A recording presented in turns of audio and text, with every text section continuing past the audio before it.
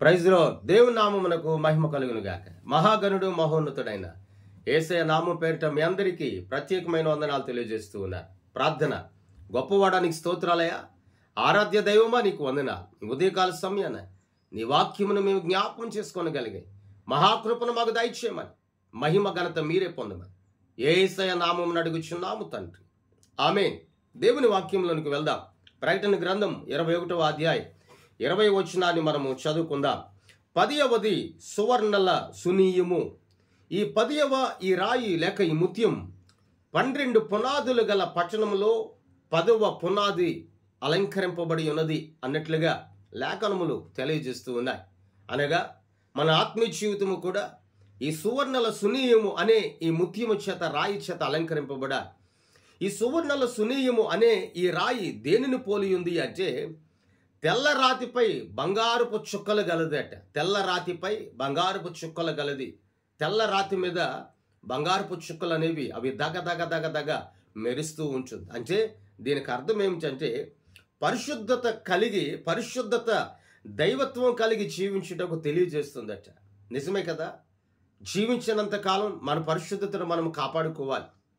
పాత నిబంధన కాలంలో మన పితరులు, భక్తులు, న్యాయాధిపతులు, రాజులు వారి బిడ్డలను అనేకులను చూచినప్పుడు తండ్రి ఏ రీతిగా యథార్థత కలిగి నడిచాడో ఆ రీతిగా యథార్థతను కాపాడుకున్న వారు ఎందరో ఉన్నారు. మరి ఈనాడు నీ కుటుంబంలో ఉన్నవారు యథార్థత కలిగి ఏ రీతిగా నడిపించబడ్డారు? మరి నీవు కూడా ఆ యథార్థత కలిగి నడిపించబడ్డకు ఇష్టం కలిగి ఉన్నావా? మనలో పరిశుద్ధత ఉంటే, మనలో పవిత్రత ఉంటే మనం ఎక్కడ నిలిచి ఉన్నా సరే ఆశీర్వదించబడతాం. ఎక్కడ నిలిచి ఉన్నా సరే మనం దీవించబడతాం.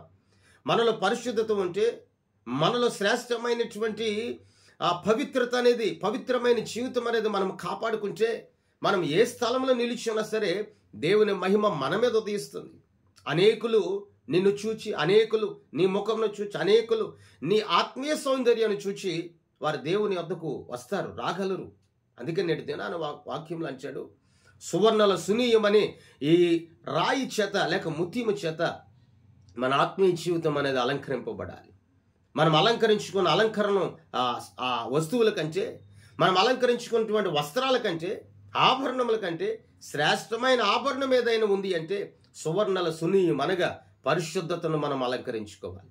పరిశుద్ధత కలిగిన వాడు, వాక్యములు అంటాడు, ఆత్మ లేనివాడు, పరిశుద్ధత లేనివాడు నావాడు కాడు. నిజమే కదా.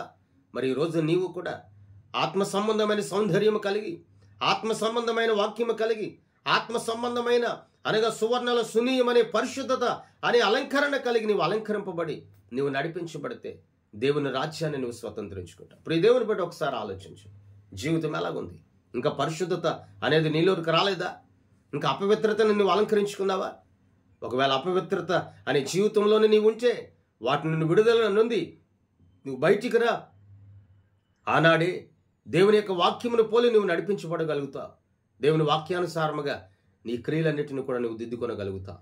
దేవుడి మాటలు ఆయన వెనుకలు దీవించి ఆస్వాదించునుగాక. ప్రార్థన. సర్వోన్నతుడానికి స్తోత్రాలయ. సర్వాధికారి నీకు వందన.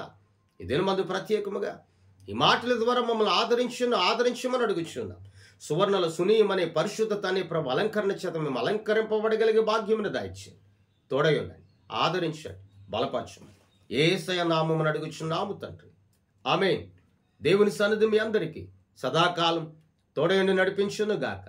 ఆమేన్, ఆమేన్, ఆమేన్. మీ అందరికీ వందనాలు తెలియజేస్తున్నాను.